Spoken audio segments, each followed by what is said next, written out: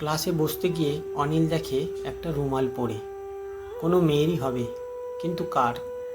একটু আগেই এই রুমে অন্য ক্লাস হয়েছে, হয়তো রুমালটি সেই ক্লাসের কারোর। এমন সময় হুড়মুড়িয়ে ঢোকে অনিলের ক্লাসের বাকিরা, আর সে রুমালটা মুহূর্তে পকেটে চালান করে। মনীষকে সে জিজ্ঞেস করে, আমাদের ক্লাসের আগে এই রুমে কিসের ক্লাস হচ্ছিল জানিস? ইউনিভার্সিটির নোটিশ বোর্ডেই তো দেওয়া, ব্যাপারটা কি?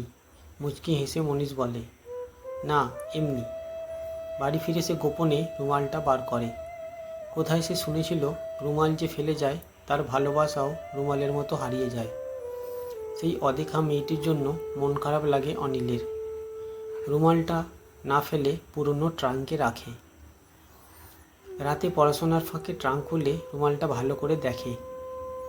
বাসন্তী রঙের ছাপা, আর কি সুন্দর গন্ধ। অনিল ভাবে মেয়েটি বেশ শৌখিন, তাই এমন সুন্দর পারফিউম লাগিয়েছে। কিন্তু এ গন্ধ অনিলের সমস্ত ইন্দ্রিয় আচ্ছন্ন করে দেয়। ট্রাঙ্ক বন্ধ করে দেয়।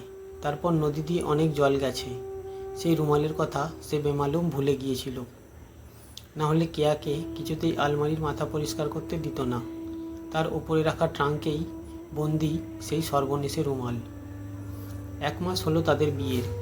একে অপরকে চেনা জানার, ভালোবাসার গড়ে ওঠার শুরুতেই ছন্দপতন।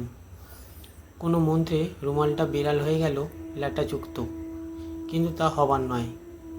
অফিস থেকে ফিরে সে কেয়ার হাত ধরে বলে, বিশ্বাস করো, ওই রুমাল যার তাকে আমি চোখে দেখিনি।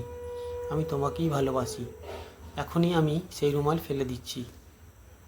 না না, সে আমি কেচে ধুয়ে বারান্দায় মেলেছি। ভেবাচকা খাওয়া অনিলের দিকে তাকিয়ে কেয়া বলে চলে, এক ইউনিভার্সিটির হয়েও নাকি আমরা একে অন্যকে চিনতাম না। সেদিন খুব সর্দি নিয়েই ক্লাসে গিয়েছিলাম। সর্দির গন্ধ ঢাকতেই চারুর থেকে ওর পারফিউম নিয়ে বেশ খানিকটা ঢেলেছিলাম রুমালে। রং আর ছাপাখানা নষ্ট হলেও রুমালের কোণে শুকনো হয়ে যাওয়া সর্দির দাগটা। অনিলকে জড়িয়ে কেয়া বলে, এতদিনে সেদিনের রুমাল চোরের সন্ধান পেলাম। অনিল হেসে বলে, তাও আবার সর্দি মাখা।